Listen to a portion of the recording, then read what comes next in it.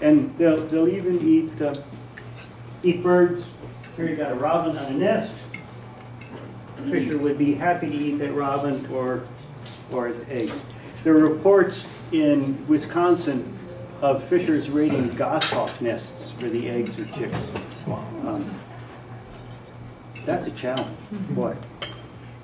Do they eat more snowshoe hares than lynx? There's probably more fisher than lynx around. The question is, do they eat more snowshoe hares than lynx? And we got two ways we can look at that, either from an individual predator or from a population. Lynxes are far more specialized on snowshoe hares than fishers.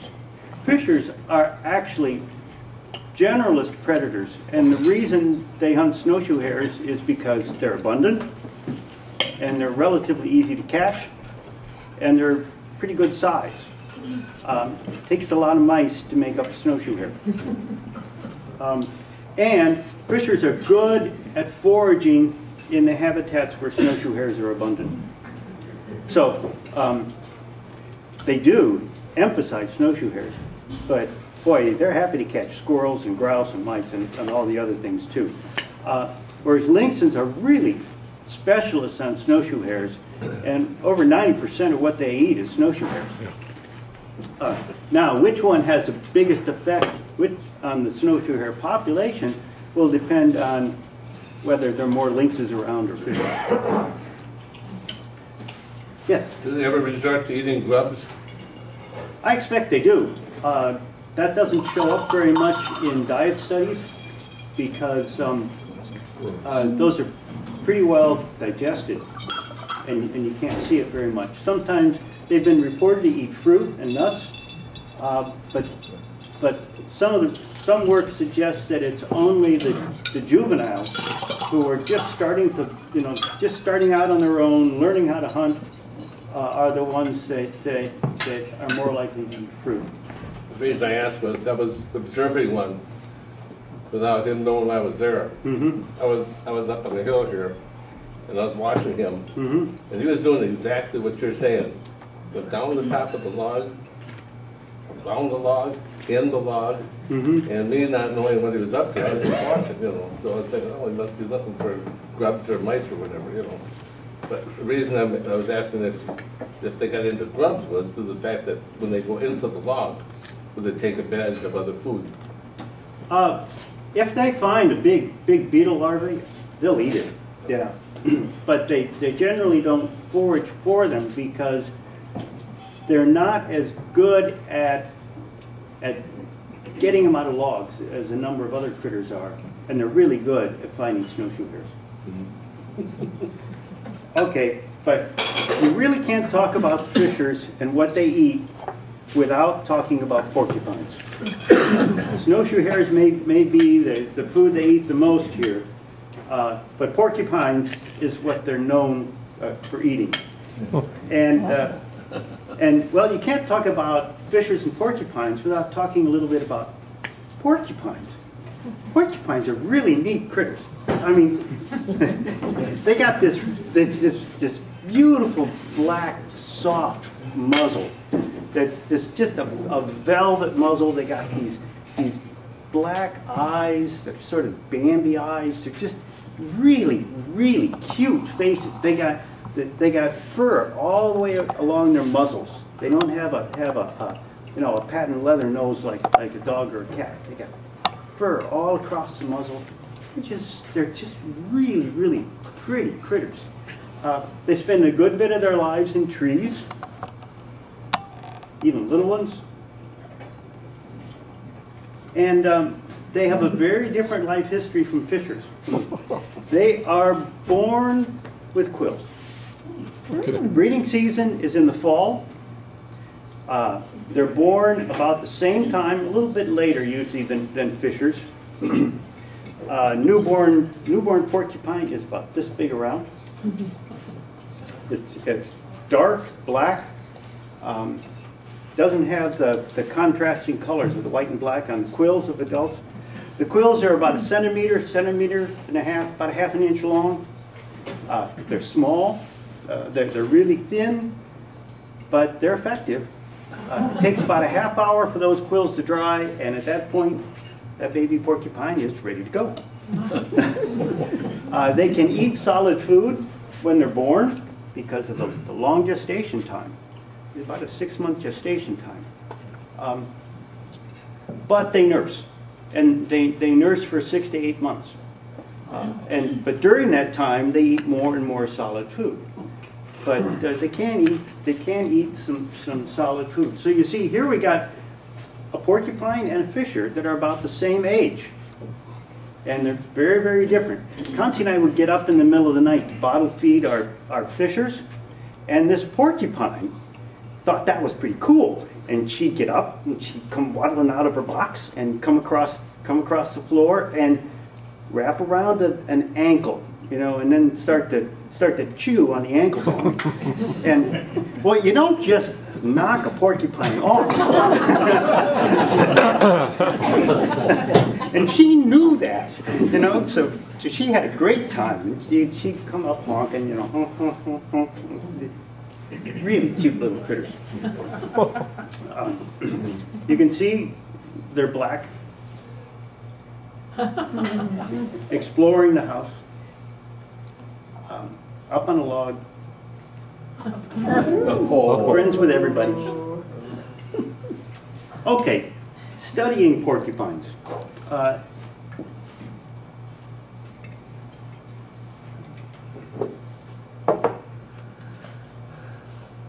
Bob Brander, this fellow here, would capture porcupines by going to their dens, reaching in, slipping his hand underneath the porcupine's tail and pulling back and out, grab the porcupine. He usually used a mitten, sometimes he didn't. Usually got the mittens off, and when I handle porcupines too, I get the mittens off as soon as I could, because you can hold better and you can feel better what's going on. Here he's got some oral anesthetic on a handkerchief that he's putting up against the porcupine's muzzle and drugging the porcupine. When it's all done, sometimes there can be some problems, but the biggest problem with quills is actually the anticipation. When they come and you're not thinking about it, they don't hurt that much, really. And they're easy to pull out. They don't cause infection. They actually have antibiotics on the tips of the quills, perhaps because porcupines quill themselves sometimes. So let's talk about quills a little bit. Porcupine quills are really cool. They're a modified guard hair. They're stiff. They have sort of a foamy core to them. Yes, they're pointed. And people say they have barbs, and they do, kind of, but they're not really like the barbs on a fish hook. This is what the barbs look like. They're kind of like shingles on the roof of a house, but rather than having a blunt bottom, they have a pointed bottom. You follow me? And the quills are really sharp, so once they go in, and once they've penetrated the skin, then these barbs keep the quill from going back out. And as the body is moved and muscles are moved, the quill tends to work itself in and keeps going in. They can go through and then come back out. A friend of mine has been quilled in his arm and had the quill come out of his shoulder. We've had dogs have the quills go in one side and out the other side of a lip. Usually they don't cause any trouble when they're moving through the body like that. But they're effective against predators because they hurt. And if you got a coyote or a bobcat with a face full of quills, well, it can't hunt, and it's going to starve to death. And the quills, although they don't cause infection, they hurt when they're moved. They're hurt being in there that deep. So they're effective against predators. In the wintertime, porcupines live in dens. They don't in the summertime. In the wintertime, they do. And this den is right here. And the porcupine's trail off to its feeding trees goes right along there. Here's another den. This den has decades worth of porcupine dung piled up.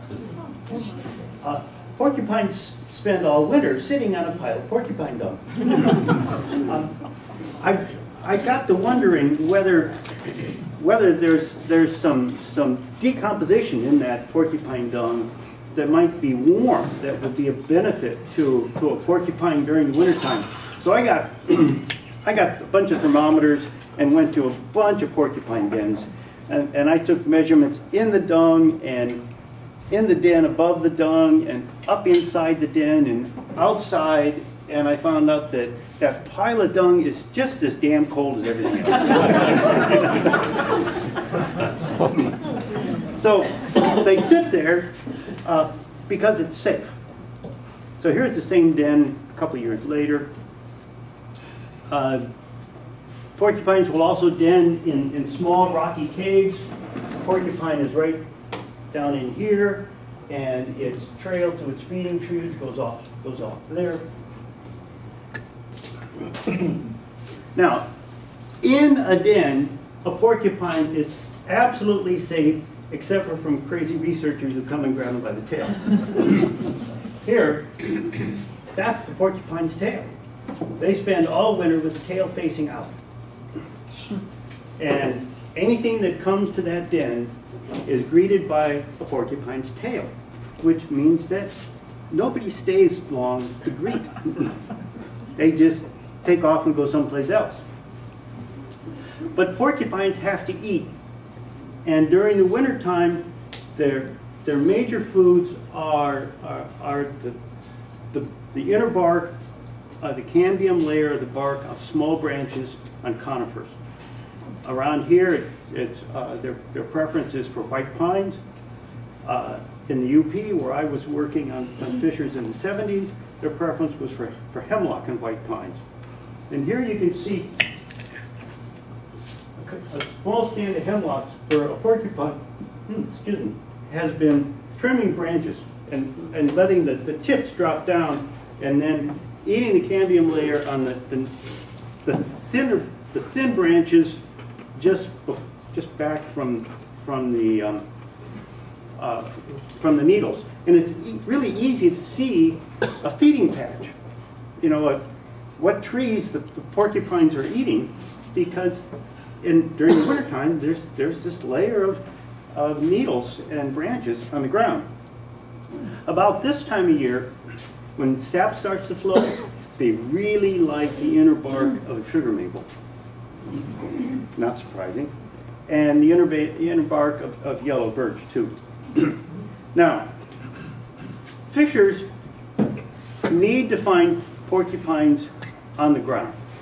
They cover long distances looking for porcupines. During the wintertime, they know where every porcupine den is. And they will travel sometimes from den to den to den. They'll go long distances, and they go by the dens they know. This is one of the dens I showed in a previous photo, the one with the porcupine's tail sticking out. But this year, there's no resident porcupine. Okay? It was the previous year there was porcupine. Here's the fisher track coming along, and it stuck its nose in right around the corner, right to where the den hole was. Stuck its nose in there and then headed off. It knew where that porcupine den was. It had run roughly half a mile in a straight line through upland hardwood forest from a patch of snowshoe hare habitat directly to this tree. Checked it out, found there was no porcupine, and took off going someplace else. But it remembered where that den tree was, and it checked.